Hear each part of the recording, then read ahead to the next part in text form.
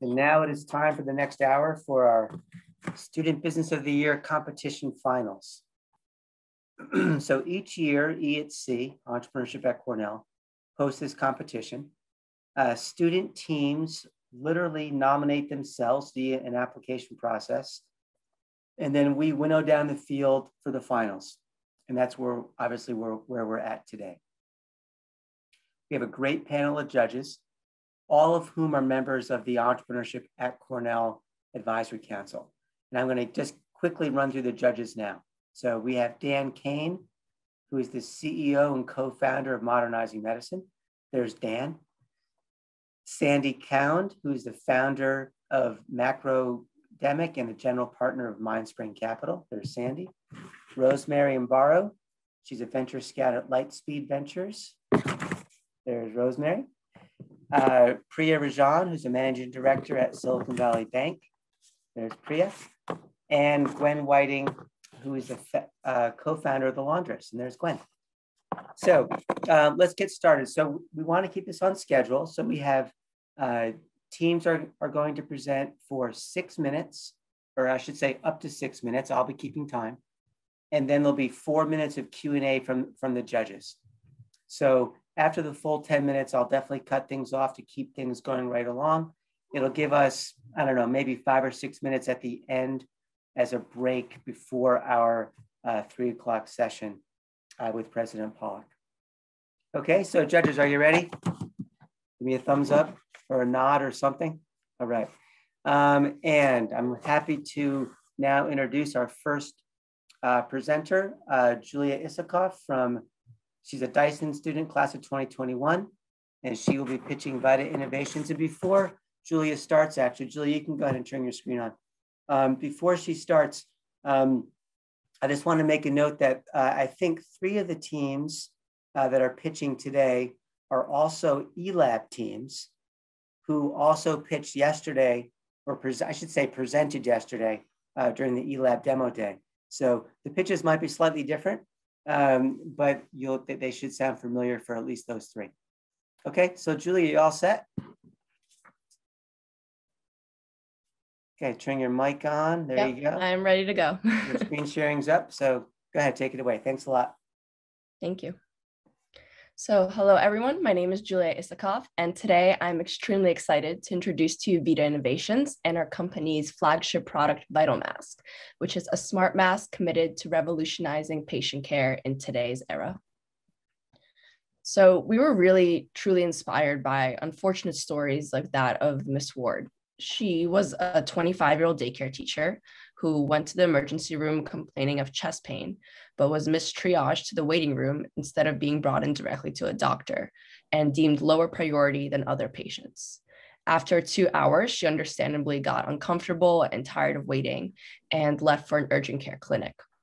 On her way there, she suffered a heart attack and passed away. This terrible circumstance is not a unique one. Every day, countless people experience the same excruciating wait as Miss Ward, in which they're not only left unattended, but unmonitored. Imagine that you rush into the emergency room, desperately seeking care, only to be told you'd have to wait 4 to 12 hours unmonitored, time in which your symptoms could unnoticeably worsen. In overcrowded settings, patients face increased health risks in the waiting room, during which no medical care is provided, a wait that could lead to severe consequences, including death. Combined with COVID-19, all of these factors create immense risk for hospital administrators as well, who want to avoid lawsuits and any unnoticeable worsening of a patient's condition on hospital premises.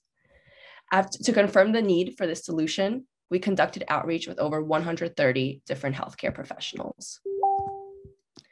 92% were concerned about ED overcrowding and that it can cause issues including mistriage, unnoticeable worsening of symptoms, and patient walkouts. On the left of this slide, you can see a quote from a medical director who states that he would not want a friend of his to be in the ED that he manages. Another director states that when an unfortunate situation does happen, the hospital regrets not having done something sooner, both for moral and legal reasons. 75% of physicians are also concerned about alarm fatigue, with nurses ignoring alerts that are constantly going off and are usually due to a patient wearing a medical device incorrectly, not something actually wrong with the patient. Taking all of this into account, we are developing Vital Mask. Vital Mask is a smart respiratory mask that measures essential patient vitals, including heart rate, blood oxygen levels, respiratory rate, and body temperature. The mask comes with additional features, including an alarm fatigue prevention system that turns off our alarm system when the mask is detected to be off the face, as well as a silicone gasket seal for a tighter fit and comfort. Using our companion desktop application, nurses can view all patient data at one glance, while easily tailoring it to their needs by changing alarm thresholds depending on the patient's needs. Overall, our integrated Vital Mask technology can quickly alert nurses of any abnormal vital readings while providing patients a sense of much-needed security and safety. The medical device industry is definitely dominated by some large players, and it's difficult for a startup to be verified as an approved hospital vendor. Therefore, our business strategy is focused on proving the efficacy and need of our product before partnering with a large manufacturer that can help with distribution. We are currently finishing our MVP and are moving on to launching clinical trials with hospitals that we've already partnered with. Our product is also beneficial not only to patients, but provides a robust ROI for hospitals, providing an additional incentive for purchasing our product aside from lowering risk. We aim to reduce the walkout rate by 1/5 from its current 8.2% by helping inpatient clients feel that they are being taken care of even in the waiting room. This will result in an average of $110,000 in additional revenue per ED, with potential for higher values with a further reduction in this walkout rate. We are working within a $1 billion serviceable addressable market, with revenues coming from our core reusable technology, which we are planning to price at $80, as well as recurring revenue from replaceable gaskets priced at $2 each, which are thrown away after a single patient use. As for our amazing team, it currently consists of 7 Cornell students, and we are uniquely positioned to tackle this problem. Our backgrounds range with experiences from product development, entrepreneurship, and healthcare. Our CEO has personally witnessed the disastrous consequences of ED overcrowding in his work in hospitals and with their patients while shadowing physicians. Our vision with Vital Mask is to truly change the way that the triage process is completed in the emergency room, a process that quite literally hasn't changed for decades, and how the waiting room is underutilized as an important area for data collection and monitoring. We imagine a system where you no longer need to worry about you or your loved one's condition worsening unnoticeably as they wait for care. A system where the financial, legal, and moral costs from the consequences of overcrowding for hospital administrators are significantly reduced. The problem of ED overcrowding will unfortunately continue to pose challenges globally for decades to come. But with Vital Mask, we offer a cost-effective solution to alleviate the symptoms of this universally tragic problem, one that we hope will save countless lives worldwide. As for our next steps and milestones, they involve conducting clinical trials, collecting data, and reiterating our design based on hospital feedback. We will then be conducting outreach to potential acquirers. If you or anyone you know is within the industry and is interested in our technology, please reach out. We'd be very excited to have a more in-depth conversation about all the additional applications of our technology that weren't covered in this pitch as well. Finally, I would just like to do a quick shout out to all our mentors from all the organizations you can see below. We wouldn't be where we are today without them. Thank you, and I'm now open for any questions. Hi, Julia. Dan Kane from Modernizing Medicine. So maybe from the name, you can guess that I'm in healthcare technology, and I'm very passionate about what you're doing here, which is fantastic. What are you competing against? What's the current state of the art when a patient walks into an emergency department? How are they taking vitals? Are they taking temperatures? Like, what are they doing today? Sort of what are you competing against today that's status quo? And then we'll get into like how this changes that. Sure. So basically there's a triage process. And if you're deemed a certain level of risk, you're taken in directly and to see a doctor. If you're not, you're told to wait in the waiting room. At that point, the nurse does take all your vitals using a pulse ox, a thermometer, so different technologies for each. And then she doesn't check in again for 1 hour, 2 hours, 3 hours. And you're just kind of sitting there. So what we found is that there's a lot of risk that initial triage could be incorrect, especially if a nurse is overwhelmed and there's only one person in charge of 40 people. And there's no update to that, to those symptom tracking. So that is the current technology that is used. So continuous monitoring is definitely an advantage over that episodic walk in, get a set of vitals, and then you may not be seen for some time. Right. Great. And I guess I have one other question while I've got the mic, which is, I know you're early in your process, but have you done any sort of accuracy or efficacy testing versus pulse ox thermometer temperature tests? Like, is it statistically within the range? Yeah, so we are looking to match those accuracy ratings that are currently the standard in hospitals. Great. Excellent. If I can comment on, again, I'm not medical or a healthcare expert, but I do wanted to highlight, Julia, thank you for doing this. This is one of many reasons that I was just sharing some data with Zach that our team has published on healthcare investments. It's on the highest of the rise at this moment. $22 billion have been invested just in Q1. And thank you for doing this. Again, I know you're early in the process, but keep going at it. And I'm sure this is going to be life-saving for the future pandemic. Hopefully we don't get any more of these, but thank you for doing it. Thank you so much. I truly appreciate that. Hi, Julia. This is Gwen Whiting.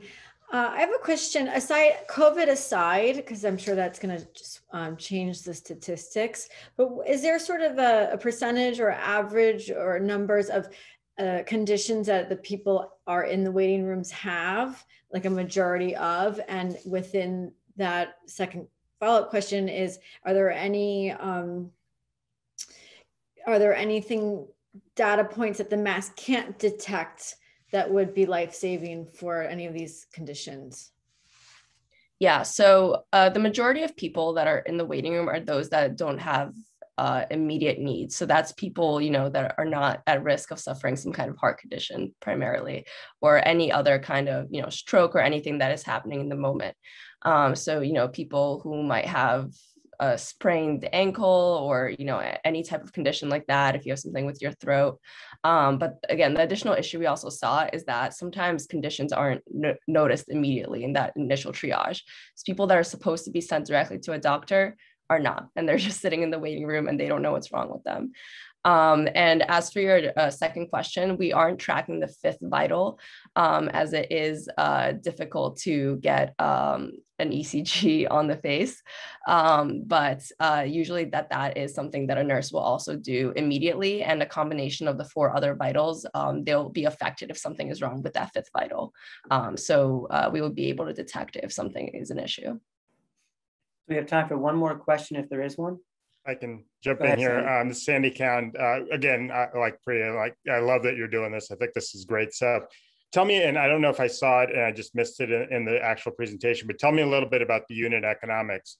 How much are you charging for each mask? How much is it going to cost you to create? You mentioned something about they're easily sanitizable, but you also mentioned that you were going to do 63 masks per day or stuff like that. And then how would that compare to, say, and I know when you mentioned some of the statistics, like I use a Fitbit and I know this thing isn't perfect, and there may be an efficacy difference between putting something on a face versus putting something on a wrist, but how would you compete with something like a device that may access somewhere else where the sanitization and sort of some of the other concerns around sort of the germ transfers and everything like that could be another challenge as well? So sorry, Zach, I stuck two questions into one and we'll compress them, but I'd love to get those.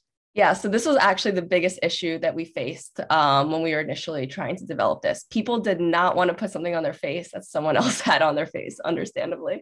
So our technology is the reusable part, and it's in a box. It's completely not touching any part of anyone else's face. The actual part that's touching your face is the gasket, and this is thrown out after every single patient.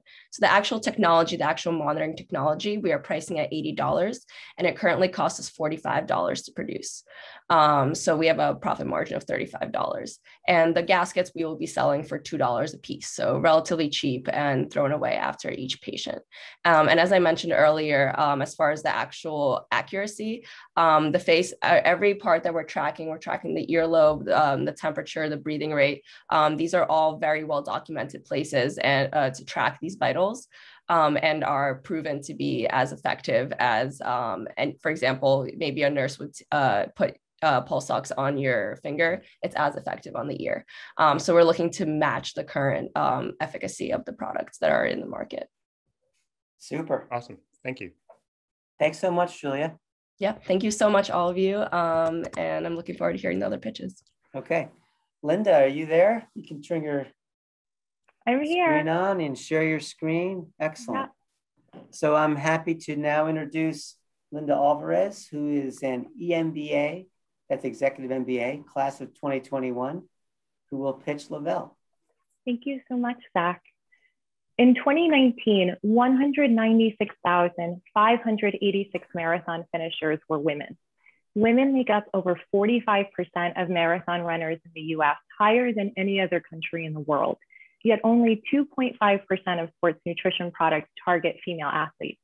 I'm Dr. Linda Alvarez, co-founder and CEO of Level, a sports nutrition product startup focused on the female endurance athlete. I'm joined by our co-founder and COO, Stephanie Strauss.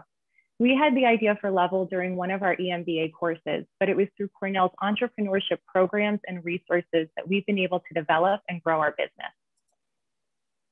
Women physiologically feel differently than men.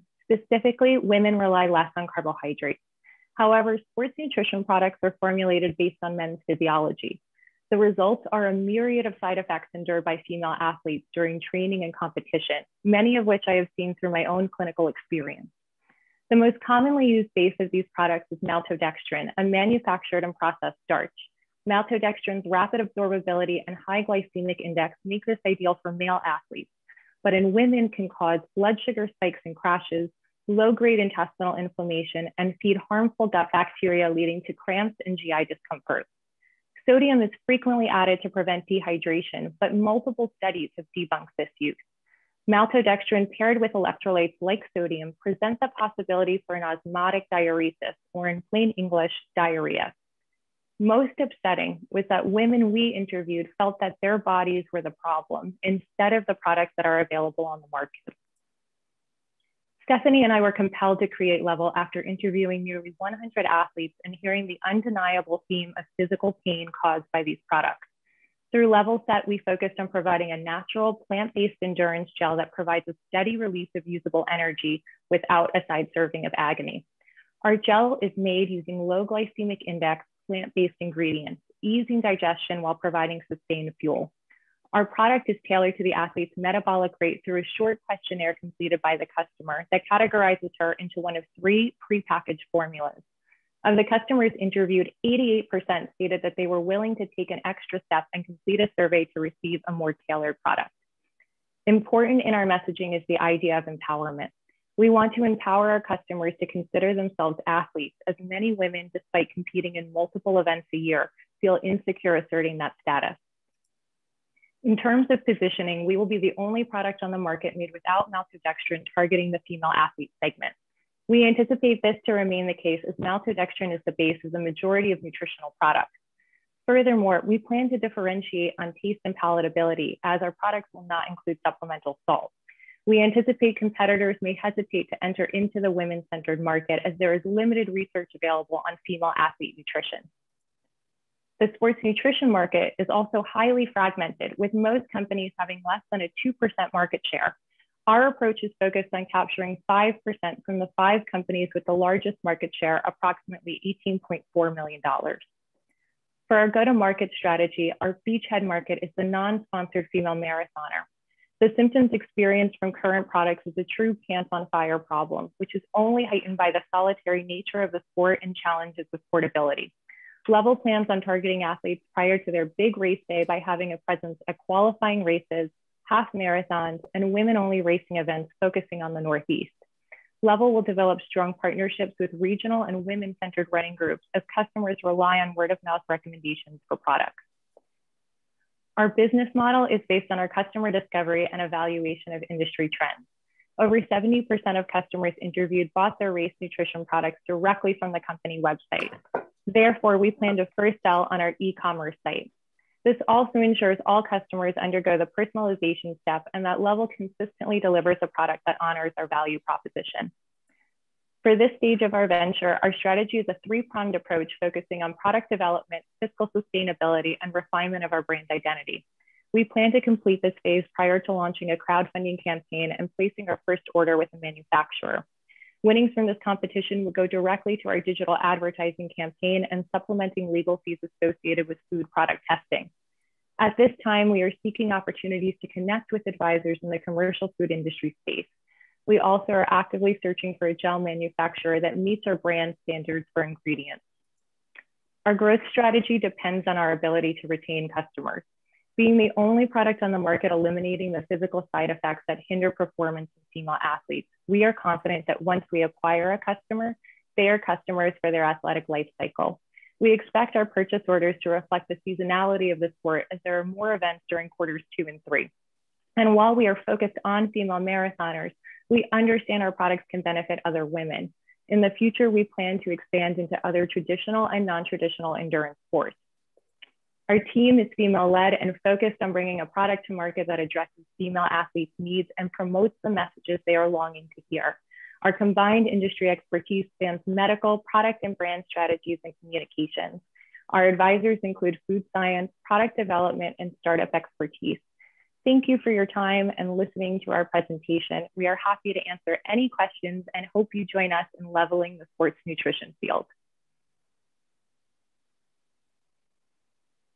That was excellent. Okay, judges, you have 4 minutes. I'll go ahead. This is Rosemary. So do you think your competitors would enter in this space? And at the same time, how are you creating a competitive moat so that you cannot just be commoditized by all other people competing in this space? No, definitely. That's a great question. Thank you so much for asking it. Right now, the 2.5% of sports nutrition products that are actually formulated for women or are made targeting women have a focus that is much more about being sexy and losing weight as opposed to fueling the athlete for endurance. And we really feel that that sets us apart. Furthermore, less than 3% of sports performance studies actually include female athlete participants. And so there is very little information on female athlete nutrition. I dug up a lot as a physician with a background in nutrition as well to really try to formulate a product that would make sense. We have multiple variations that we're actually going through testing to figure out which of these really meets the needs of our female athletes that they also enjoy eating. Thank you. Linda, thank you again for a great presentation. Question about, your first go-to-market is going to be with the non-sponsor marathon runners. So how big is that market? How big is that early market? But I do like that you addressed that over time, you're going to kind of expand yourself to broader endurance, but given that you're a cyclist, that's something that came up in my mind. That seems like an immediate kind of a next step, but would love to hear what the size of the market that you're thinking onset. No, definitely. That's also a fantastic question. The market itself for female marathoners that are non-sponsored is very large in terms of that. I was actually very surprised, I know Stephanie was as well, that there are more women entering into these sports later in life. So you're seeing women in their 30s, 40s, and 50s actually going into these endurance sports. There is little data in terms of how many people identify themselves as marathoners, but the data that we are able to get is through marathon finishes and half marathons. In terms of marathon as a specific group as well, that number is on the rise in terms of more women are participating than men, or at a rate that are participating faster than men. So we're expecting that market to grow. Stephanie, I don't know if you want to add anything either. No, I think you covered it. Perfect. Thank you, Linda. So this is go ahead. No, please. You are mentioning the use of gels, but some of the comps are bars. So can you confirm if you're looking to launch a gel or a bar is my first question.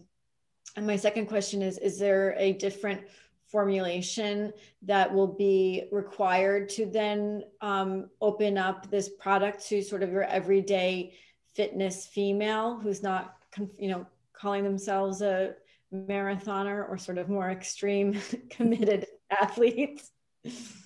No, that's a fantastic question, Gwen. Thank you so much.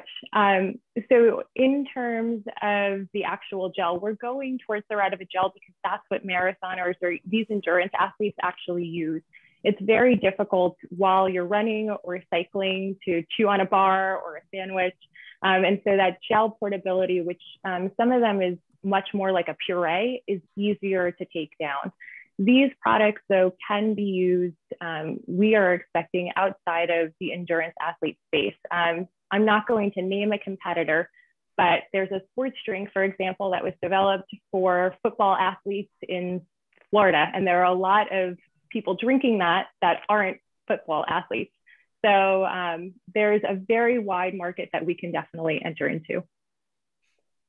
Okay, believe it or not, we are out of time. That was 10 minutes. It goes by Thank so you. quickly. It's incredible how fast it goes by. So Linda and Stephanie, thank you so much. And now we have Adi coming up to pitch policy. Adi is a student class of 2022 in human ecology. Hello, everyone. All right.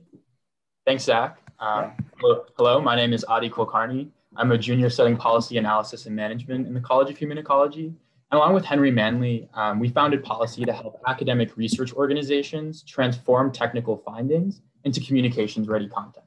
And so while doing research together our freshman year, Henry and I realized how disconnected stakeholders are from the impacts of academic research, especially with things like jargon and length getting in the way. And so we wanted to understand this problem. And we spoke to over 500 frustrated deans, researchers, and communication specialists across the country who told us three things. First, funding, support, and rankings depend on proven research impact in a lot of academia. Second, communications is actually the fastest growing job class at universities. And third, the digital jump, which has been exacerbated by COVID-19, reveals a technical skills gap to turn complex research findings into communicable, distributable content. So in sum, what we're seeing is the problem is only growing in size, while resources to alleviate it from funding agencies, university donors, and administrators is only really becoming thinner and thinner. So for the past 3 years, the diverse and multidisciplinary policy team has developed a novel technology that translates research publications into short summaries to help comms teams create impact statements. And so on the left here, you can see what is a long, dense research paper. It's actually 40 pages. And on the right, you have one of policy summaries, which boils a paper down in terms of both length and complexity. So no longer do these teams spend hours scouring through pages of jargon, but instead they get impactful takeaways in moments in the form of templated press releases, website posts, policy memos, tweets, and much more. And so policies generated website posts, tweets, press releases, and so be it, then make it easier for these teams to add quotes and context and color before sharing with federal policymakers, funders, and farmers. And so we've beta tested this process with university centers at Cornell, Duke, and the United States Department of Health and Human Services, and we're currently in production with 3 research centers to bring them the service. And so the value here is that deans of communications will license our software to expedite the generation of these statements by around 50%, yielding for money saved, time back, and better results. And additionally, with policy, our clients have told us they get twice as much research to bring success stories to Senate chambers or deliver new tools around the farm. But not to mention, universities have their research seen by donors, prospective students, and funders far more often, which compounds the research return on investment for the institution. And so we sell the deans of communications by charging an initial setup fee and then an annual per summary licensing fee, which allows us to meet universities of all shapes and sizes with an affordable plan to service whatever their unique communication needs are. And at large, the research communication market is no joke. The National Science Foundation reports that over $150 billion are spent each year on communication efforts alone. And policy is attacking an immediate market of $7 billion, which consists of 130 public land grant institutions and agricultural programs. And these institutions have an acute responsibility to improve the lives of residents in their state. And at the same time, they're similar across the country and rely on standardized research reports, which actually helps us scale our technology even quicker. So simultaneously, we're actually exploring applications across all types of academic research. And in the long run, we want to explore the financial services and legal research space as well. And so this summer, as Blackstone Techstar Summer Fellows and in the Life Changing Lives Incubator, we beta tested with centers at Cornell, Duke, and the United States Department of Health and Human Services. This fall through eLab, Policy signed 3 letters of intent with deans at R1 universities. And we actually just signed 3 12-month deals with our very first customers, bringing us to a total of 5 figures of revenue so far in 2021. We're in negotiations with 6 more land grant universities and speaking to a ton more, and we're hoping to bring those to close early this summer. So between the two of us, Henry and I have 8 years of research experience, and our data scientists are working as natural language processing and software engineers at Facebook, Amazon, and LinkedIn. Our team is advised by the chair of Harvard's economics department, a Microsoft product management executive, a Cornell engineering, entrepreneurship, and communication professors, among some others as well.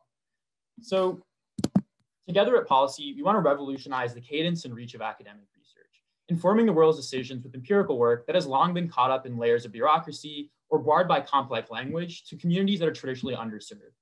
And we've seen the groundbreaking Cornell research change the way that cattle farmers in Yates County, New York treat their heifers. We've seen Duke University research aid social workers in St. Louis by outlining the macro trends that they see daily. So throughout expediting the research to practice pipeline, Policy's work impacts people. You can find a demo of our work at our website, policy.org, or contact Henry or myself here. Thank you for your time, and I'm looking forward to answering your questions. Excellent, thanks, Adi. Okay, judges. I'll start off. So typically, what are the sizes of the deals that you're planning to do with each of the customers? Like what's the typical sort of relationship you'd have with the university? And I think the other question, if I can steal two in, because I'm sure the other judges are going to have questions also, but as far as like the domain expertise, it sounds like you're focused on the ag space. But for example, I read a lot of research papers around cryptography and cryptocurrencies and stuff like that, which it makes my eyes want to bleed certain times, particularly the university stuff. I'd love the idea of this, but how do you move from domain to domain? Is that a significant thing, or do you gain economies of scope to a certain degree because the fundamental technology runs across? For sure. So two really good questions, Sandy. So to answer the first one, we started off with agricultural spaces because there's 130 of them. We can go to them across the country. They have standardized hierarchies, and that's kind of our beachhead to get into the market. And those deals, tend to be around, 15 to 20,000 a piece, but they can kind of scale. And we've made it contingent based on the amount of researchers we're serving. And since we're a software, what we are calculating is effectively how much time and money can we save you, and then how much of that cost can we kind of capture. And so what we've actually seen, and what we were reached out to earlier this week, was to speak to Cornell itself. So we're going from a center within Cornell to an institution, and that's like an order of magnitude higher, and we can scale a lot quicker, right? So if we're able to move the relationship higher, which is our eventual goal, it's going to start by doing a really good job for smaller centers, moving up to the college level, and then moving up to the university level. And we're having conversations, for example, with the UC system. So that's like an entirely different ballgame at the same time, and also economies of scale.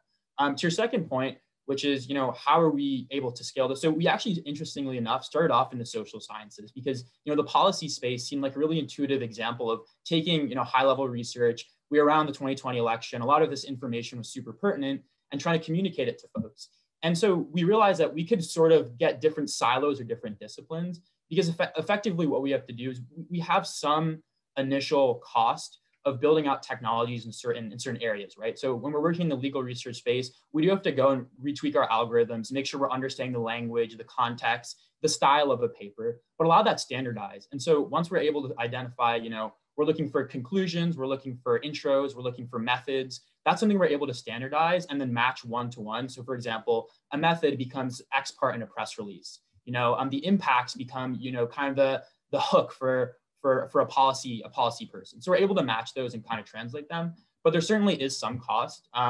But we've expanded. So we started in the social sciences, we've expanded to the agriculture science, which encompasses some medical research as well as a lot of like bio and pharmaceutical research. And we're speaking to largely like social science centers as well. So yeah, really answer those questions quickly, but thank you for them. Who's got another question? I do. This is Dan Kane from Modernizing Medicine.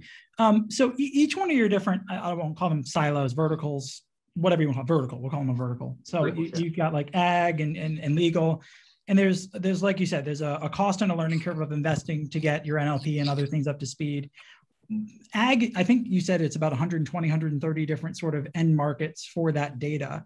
That seems like a pretty small TAM at $15,000 to $20,000 per report. Something like legal or others. So I guess maybe my question is, what have you identified as sort of the markets you want to focus in as far as TAM goes?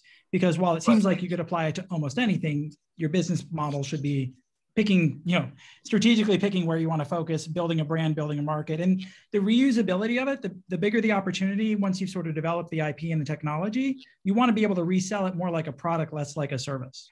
For sure. Yeah, so that's kind of what we're working to scale out now with these initial customers is what we're doing for these 3 initial clients. We're able to scale to the next 130, right? So that's kind of a foundation for bringing some revenue, allowing us to scale out. Another facet of this business is that a lot of these federal funded grants, they'll only pay contractors upon the end of the contract, right? So if it's a year-long contract and we sign it today, like cash flow is only going to come at the end of that time period. So we basically need to build out that revenue, and then we're going to start moving to other areas. So we're speaking to social sciences at University of Michigan, for example, kind of build out from there. There's no shame in saying Cornell was the first to pay and they wanted it for ag, so we took the money. Like, no shame at all. Exactly. Can't go wrong there. Awesome. Oh, that's great. Okay, well, we have 5 seconds left, so I'm going to call time. That was another quick 10 minutes. Adi, thank you so much. Thank you all. Okay, so turn that off. Up next, we have Emily Bodzvik. I hope I pronounced that right, Emily. EMBA class of 2022, who is going to be presenting Wild Tea Kombucha. Thank you. So I just share my screen, right? Yep, absolutely. Okay. Please bear with me. I'm Zoomily challenged. Okay, everyone can see? Thumbs up? Oh, see, there we go. Already missed a slide. Okay, well, thank you guys. Thank you for having me and letting me speak today. I'm very excited. I am CEO and co-founder of Wild Tea Kombucha. I'm also, as Zach mentioned, a participant in the EMBA program for 2022 and hopefully going to graduate. So here we go, fingers crossed. So Wild Tea Kombucha, how do you make this? So Wild Tea Kombucha was started by me after my career on the women's national team with Olympic bobsled. So I was in Sochi at the 2014 Olympic Games, and in a sport where the difference between first and third is defined by almost the distance of your hand, you do whatever you can to maximize your nutrition. And so one of the questions I like to tell people or ask people when I meet them, which is very inappropriate, but I ask them, how's your poop? And so they look at me with quite wonder, but the fact is that your poop is a clear indicator of how your nutrition is, and the gut-brain connection is quite important. And one thing that probiotics do is help heal and seal the gut. And so kombucha is filled with probiotics, and so it's a nice alternative that can help people maximize their nutrition. And so this is the fabulous team that has been with us since the beginning. Who knew that a health inspector, a bobsledder, an IT girl, and a CrossFit figure skating coach would still be together and being able to make magic? So we have 3 lines, 2 being non-alcoholic, 1 alcoholic. We've pivoted and done a ton of different things. We've been part of the TAP Accelerator program. We were on Dragon's Den. And now we have national distribution, and we have our eyes set on export strategy, which is why I'm here today. And in case you ever want to come visit, I promise to show you a good time during Stampede. So we are proudly brewed in Calgary, Canada. So this is where it all began. 5 years ago when we first started in Canada and Calgary specifically, there wasn't a lot of variety out there. And so we wanted to create a kombucha that actually tasted like something. And so we also wanted to bridge the gap in the mixability of kombucha and to show people that you can have fun with it. You can do probiotic salad dressings, you can make marinades, and on Friday night, you can add a little gin and let your freaky flag fly. The whole point is that we wanted to teach people that you can have low sugar alternatives that are still good for you while making some good and not so good choices. And then we pivoted and we launched low sugar kombucha sodas. These were inspired because of my father. My dad drinks way too much cola, and a cup of cola has about 40 grams of sugar. And so I said, Dad, I'm going to make a kombucha that tastes like pop, but also has a twist, an adaptogenic twist, which is oh so popular right now during these COVID times. And so all of these flavors have only 1 gram of sugar, and that superpower of the adaptogen. So these are the first line that we are bringing into the US. And next is the opportunity. So Boozy Booch is a quickly accelerating industry. It is the second fastest growing alcoholic category in the US. You guys are probably familiar with some of these brands. And it definitely became the drink of 2020. And so the kombucha industry as a whole is worth about 1.67 billion, and the majority of it is in North America. And the hard kombucha industry is growing quickly. It's at 99 million in 2020, and it's speculated to grow to 1.26 billion by 2026. And I think with the craze of White Claw and all these other fellow seltzers, there is room for opportunity for things that are A, low in sugar, and B, that taste good. Now, unlike Flying Embers or Boochcraft, we were not allowed to do kombucha or hard kombucha in the traditional sense where you just add champagne yeast. So introducing hard kombucha cider. So we use a Perry base. We add kombucha and fresh juices, and we back sweeten with organic stevia. So they have only 1 gram of sugar. They're a little bit sour. They're not too sweet. And I promise you, you will enjoy them. Both men and women, we've had nothing but positive feedback. And so these are just some of the highlights of why we see the kombucha industry is going to grow. And as the first to Canada player as the hard kombucha cider, this is what we are playing up, our healthy and natural image, the fact that we're 100% women owned and operated, and the fact that we're a conscious brand. And especially as people are more and more inclined to know what they're putting into their body, they're going to want to know as well with their alcohol. So I believe that long gone are the days where we just, are doing mindless beverages filled with sugar, unless you're on a beach, but you know how it is. And so our key takeaways are that hard kombucha is a new and growing market with very few competitors, but it is obviously quickly pivoting. And again, as mentioned before, the low alcohol space and the healthy image leaves lots of room for opportunity. We are currently only available in Alberta, but we are have partnered with a national agent and are going to be focusing on Vancouver and Toronto as our next cities. And we're working very closely with the Canadian Trade Commissioners and have already started to build our US strategy with obviously agents and all of the other things. And the one positive thing about our product is that it is a torque tier product. So our fixed and variable expenses are basically being covered by our non-alcoholic line and our distribution within Canada.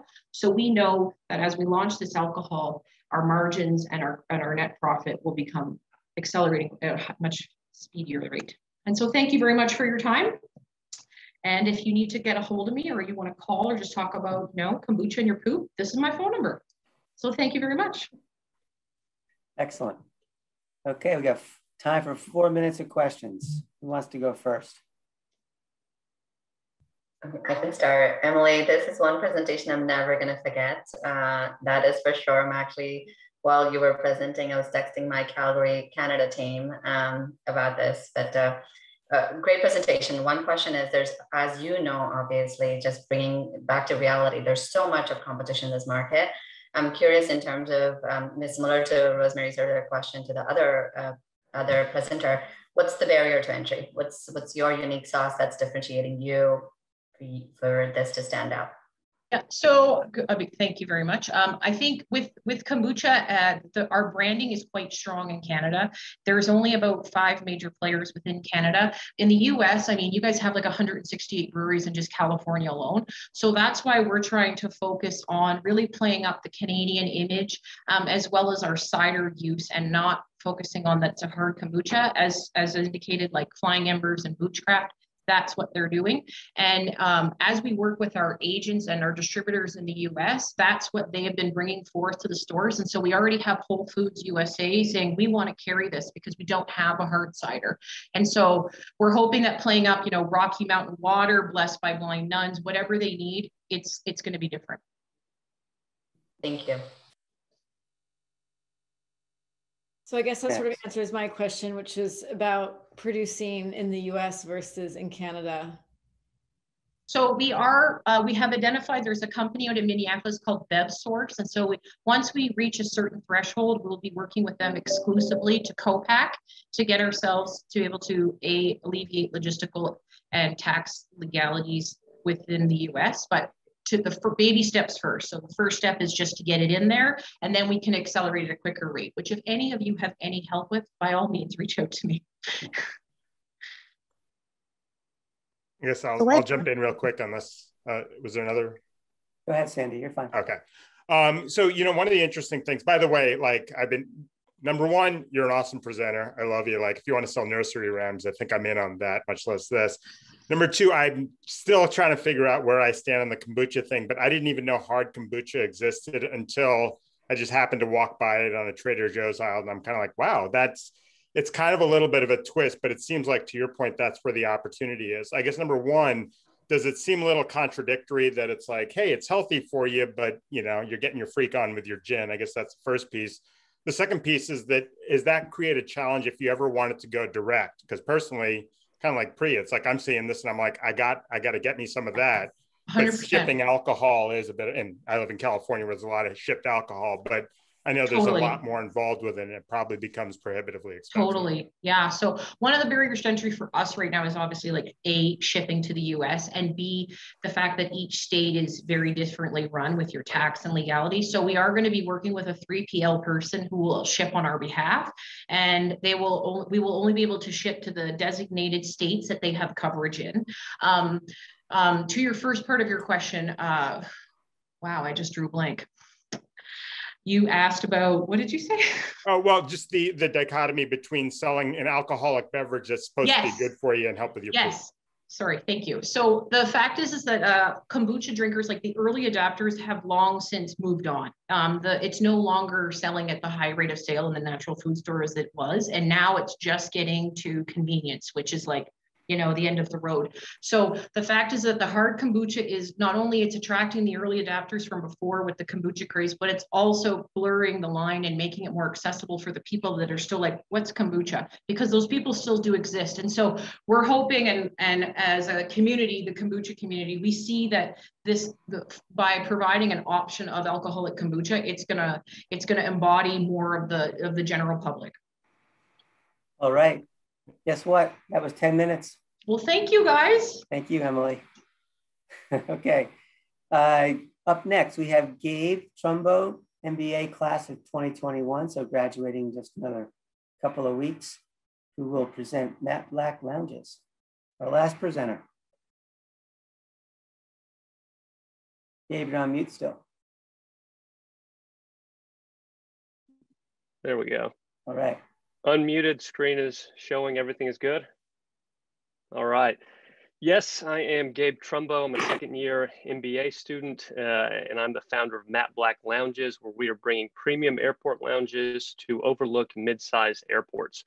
I grew up in Northwest Arkansas, home of Walmart, but also home of a mid-sized airport, and thought that these were the only two options you had when waiting on a flight. As I grew older and started traveling more for work, I experienced my first lounge, and it completely changed the travel experience for me. All of a sudden, instead of waiting in an airport being something I dreaded, it was something I actually looked forward to, and the ability to have kind of a clean, higher end space with a free cocktail for the 30 minutes before my flight was an unbelievable experience. But the only problem was they seemed to only exist in the largest international airports. Tried to figure out why they weren't in more smaller, mid-sized domestic airports, and it seemed like the only answer I could find is that no one had taken the time to do it yet. So I decided that I would take the time to do it. I came to Cornell with this idea, won the hospitality business plan competition last year, and with that $25,000, I teamed up with one of my MBA classmates, David, and we launched an airport lounge in the Syracuse International Airport this year. The lounge ran for 10 days, was a huge success. Everyone that came in loved it, the airport loved it, and we actually had other mid-sized airports from around the country reaching out to us when they heard about it, asking how they could get one of these built for mid-sized lounges into their airport. So over the 10 days, we had 129 guests, normalized to pre-COVID traffic numbers, that'd be over 400. And you can also see that it's trending really far up the farther we go along. We did no advertising for this. We put up 2 signs in the terminal, opened the door, and these were the numbers we were hitting. And so we believe that with more advertising and a longer stay, we'd see even higher numbers. But just based on what we saw, we're looking at about $500,000 a year in revenue with almost a 50% net margin on that. And that's one reason that we're really attracted to these mid-sized airports. Yeah, people aren't staying for the average 2 to 3 hours that they are in an international. They're coming in for 30 to 45 minutes before they leave, getting one drink, maybe one granola bar. And because of that, you've got really high margins on that side. And then additionally, the airports really want to lounge in there because they're trying to, compete with other mid-sized airports. They're trying to attract other airlines to fly out of there. They're not looking at it as a moneymaker, so they don't need huge lease expenses, and there's a lot of leverage there. Also, mid-sized airports are just chronically underserved. 39 of the 100 largest in the US don't have a single lounge, 250 million passengers annually. And then COVID-19 obviously hasn't been great for the air industry, but I think long-term it's actually going to be a really big advantage for us, both because people are kind of migrating from the major cities of San Francisco and New York to more of these mid-sized markets like a Tulsa, Oklahoma. And then also because people are more, conscious about sitting in a really crowded terminal with 200 people breathing down your necks. And the idea of spending $30 for a little bit of privacy for those, hour before your flight, all of a sudden seems to make a lot more sense. So our growth plan, we've identified 20 mid-sized airports across the US that we want to be in within 4 years. So be making about $20 million a year in revenue. Like I said, Syracuse is about the smallest of an airport we'd want to go in. Most would be like at Oklahoma City, Memphis, Tennessee, something like that, which would project to do about $1 million a year in revenue. And then also a big opportunity for secondary airports. So Dallas Love, Chicago Midway, Houston Hobby. Those are 3 of the largest airports in the country. Not a single one has a lounge, and those would be doing more like $2 to $3 million a year in revenue. It's a bottom-up approach, so eventually we would like to be in the largest terminals as well, the largest airports. We believe we can have kind of a ubiquitous lounge brand that's really aspirational to the younger traveler. So eventually we'll be everywhere, and then we think that's a great acquisition target for a credit card company, a hospitality brand, or like I said, we could continue to just operate it as an independent lounge network. Currently, the lounges are kind of divided. You've got the 3 main airline players and American Express running really exclusive premium lounges that you have to pay $600 a year to get into. Then you've also got the budget accessible ones that feel kind of like a mid-90s Holiday Inn, don't really give any of the premium experience that they're advertising, and then also just don't exist in many airports. So we think there's a huge opportunity to give a more luxe premium experience, but with a day pass rate that's accessible to anyone. Also think, again, you don't see Southwest, you don't see JetBlue, you don't see Chase on here. And we think that all 3 of those companies are going to want to move into the space. And if we can be the first mover, then our network of lounges would be a great acquisition target. So like I said, my name is Gabe, 2nd year MBA. Previous to Cornell, I started a tech company that I bootstrapped and ran for 6 years. David is my co-founder, also a 2nd year MBA student. And then we also have Allie McKee as our chief design officer. She spent 7 years with WeWork and Kimpton Hotels, and so really knows how to design these kind of multi-use transitional spaces like a lounge. Milestones, so 2020, we won the hospitality competition. This year, we have kind of deployed that money for the pop-up test. We have verbal agreements from Syracuse, from Northwest Arkansas, from Portland, Maine, from Albany, New York, from these kind of first airports that we want to target. And then we're hoping that we can get those 4 off the ground and operational by the end of 2022. Which would kind of put us on track to have those 20 open in the next 4 years. I appreciate the time and would love to hear any questions. Excellent. Gabe, this is Dan Kane from Modernizing Medicine. Well done. So I think I understand the business model of $25 at the door, or you get some kind of a pass, but what are your costs? Are you needing to pay rent in these airports, or are they giving you the space because they want to build a higher brand image? Yeah, exactly. They're giving us the space. So it's probably a revenue share is what we did with Syracuse and what we've talked about with those discussions on the long term, but it's a very small percentage because they're not taking the space away from anything that's already making them money. It's usually an abandoned terminal, a gate that's not in use, something that's currently not making them any money. And so they're excited just about, a couple percentage points of revenue share and the idea that they'll have a lounge to offer their customers. Great.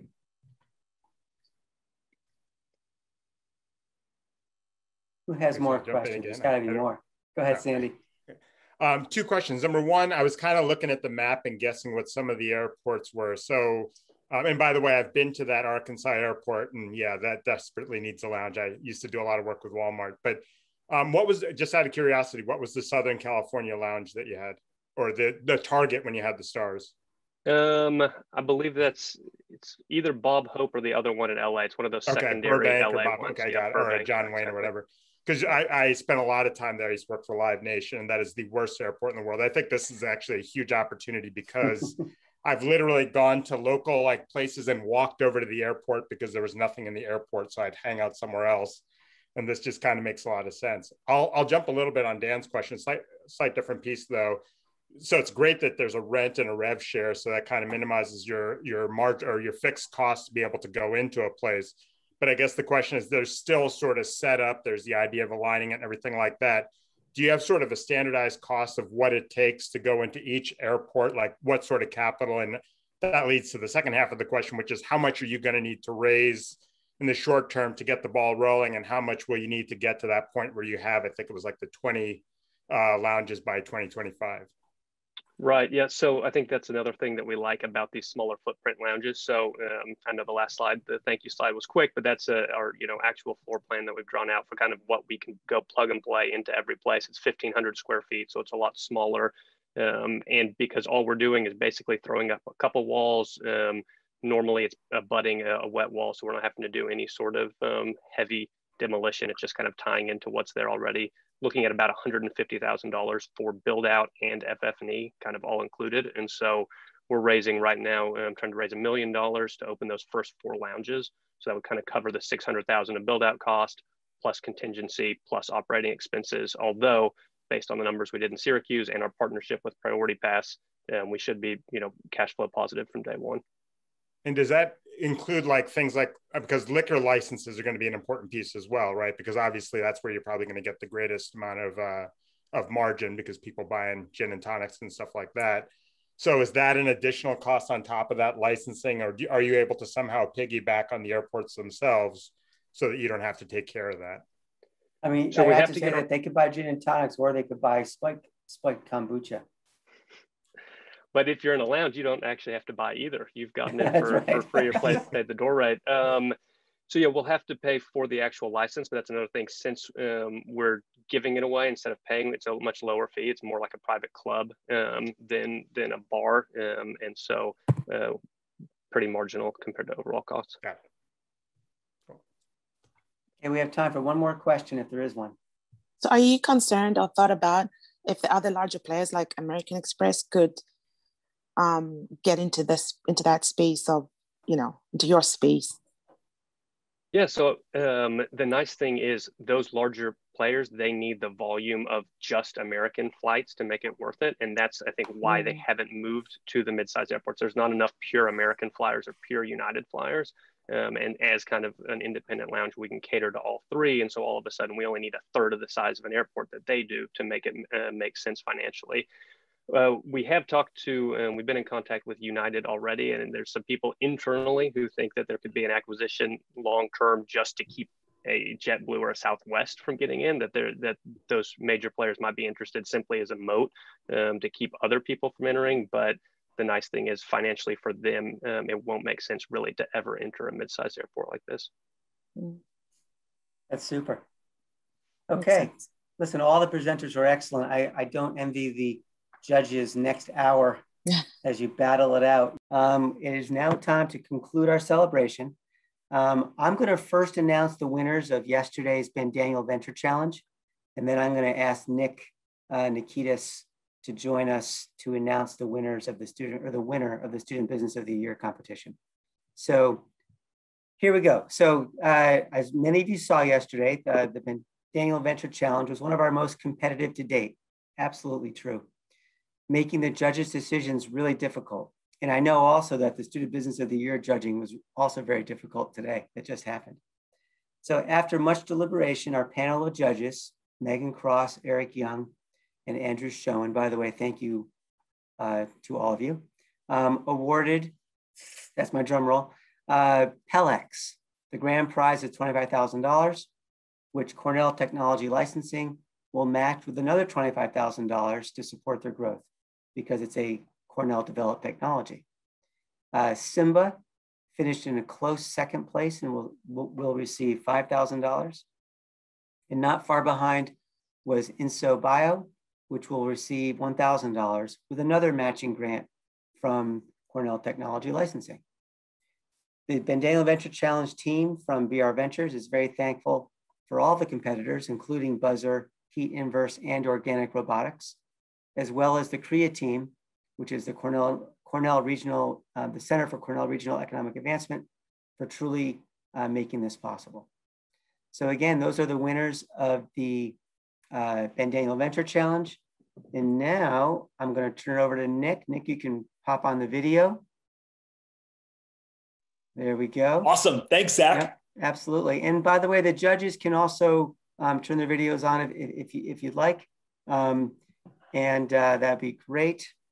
And I want to also say that any of the Student Business of the Year teams that competed today are more than welcome to stay on after this wrap up, and the judges will give some feedback live if you like. I do want to say though, make sure everyone understands that anybody on the webinar who stays on live will also hear that feedback.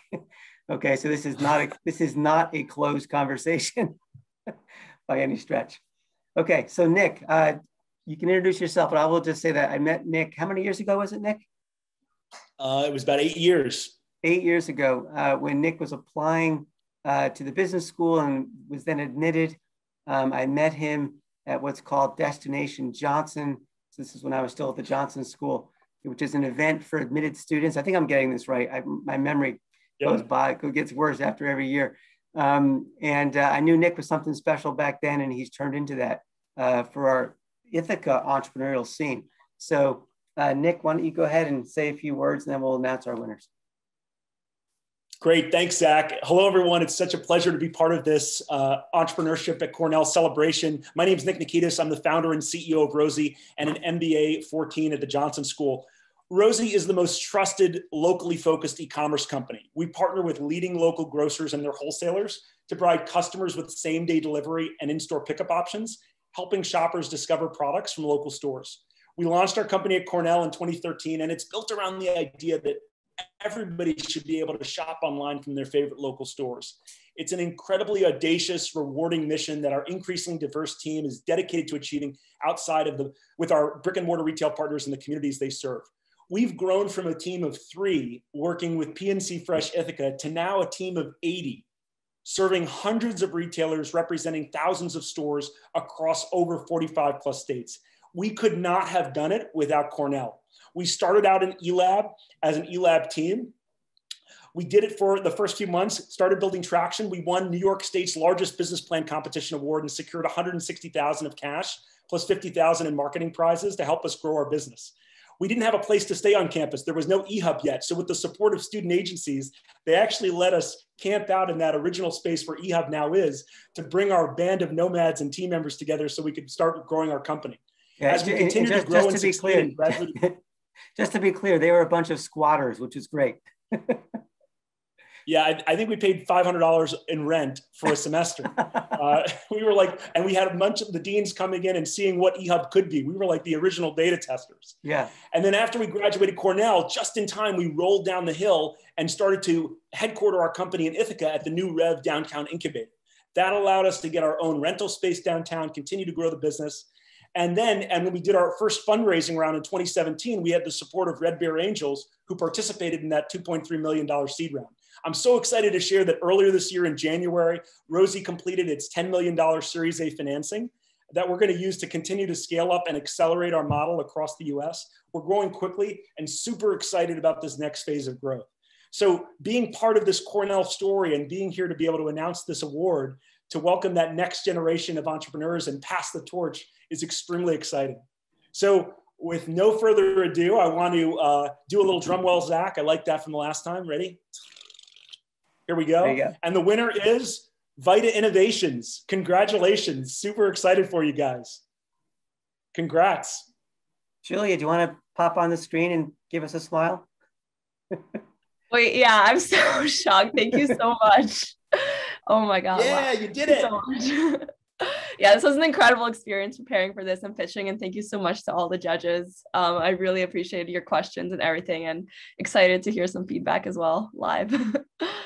Absolutely. And if any of the judges want to give a quick word about the deliberation, obviously, I know it was really tough because I kept getting text messages from Debbie during the last hour about it. So go ahead, Dan. So yeah, the other judges, I'm sure, have some comments as well. But this was not an easy by any means deliberation. Julia, congratulations. We thought your business it not only was a strong calling to all of us to doing a social good, doing things in healthcare, the opportunity to innovate in a $4 trillion a year market like healthcare is needed. And so what you're doing, it makes a whole lot of sense. You've got a big total addressable market.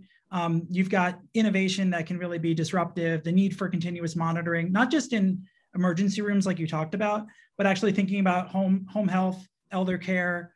There's a number of other environments where I think that the technology could be incredibly useful.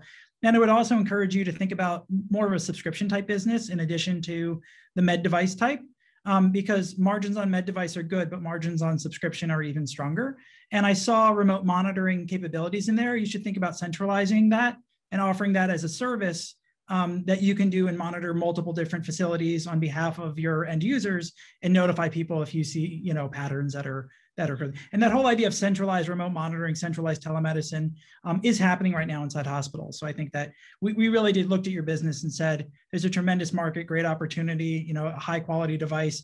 And we even thought that the masking part of it it's very germane now with COVID. No one wants to go sit in an ER and worry about the other germs around them. And so putting on a mask actually makes sense. But I think even given enough time, you might be able to find ways to take advantage of the fact that you're capturing the expelled breath to monitor and detect for potentially other diseases or halitosis, if the case may be. I did want to say a word, Zach, if I can, just a word on each of the other companies. Because this was, I'm looking at the hash marks in the judging panel we set up, and everyone had different thoughts on why these other businesses would be great. Emily, with your kombucha, by far the best pitch person I think any of us have ever seen in a pitch competition. Your energy was infectious, your ability to articulate it, you were so confident and poised, and we could see how you can go from an Olympian to something you're so passionate about. It just came across in spades. I urge you to continue your passion and get that available so that we can take advantage of it here in the States. Adi, for policy, we think you're definitely on the right path. We want to encourage you to focus on finding the right end markets where there's potentially bigger opportunities. And we certainly understand as entrepreneurs chasing some initial dollars and getting proof points and references. But we really want to encourage you to think about finance, legal, even like hedge funds and others where they have a lot of money and for them, time is everything. And so if you can shorten the time to market and provide a great solution, I think you've got a winner there. Gabe with Matt Black, we love the idea. You've already been a winner in pitch competitions and we know why. We want to encourage you to go faster. We think that there's, you've identified a few and we're talking about opening up 5. We want to see you open up 50. Especially right now when the markets for space inside of these airports is really depressed. It's the perfect time for you to get out there and really expand your base and prove this revenue share model at scale.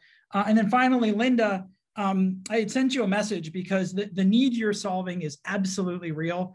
You win our Made Up Award, which has no monetary value, but you'll feel good about it, about being the most likely business to still be here 5 years from now.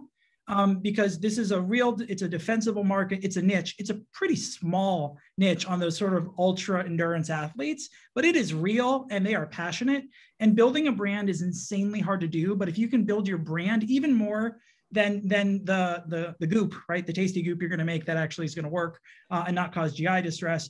I think you've got a winner there. And if you can get that loyal base, you really can expand it from just one product to several products. So want to very much encourage you to follow your dreams and keep it up. But to all the entrepreneurs, we thought you guys just did an outstanding job. Woo-hoo. Thanks, Dan. All right. So listen, that does conclude our celebration for the last 2 days. A big special thanks to our sponsors, all of our panelists, all of the judges, and of course, for all of you for participating. It really does mean a lot to us. I hope, and we hope, that this is our last big virtual event. We're hoping that Eclectic Convergence in the fall is live in New York City. That website, by the way, will be going live very soon, probably in the next week. So keep on pushing with your entrepreneurial ambitions. Please stay in touch and reach out whenever you like. And again, thank you so much for participating. Have a great weekend.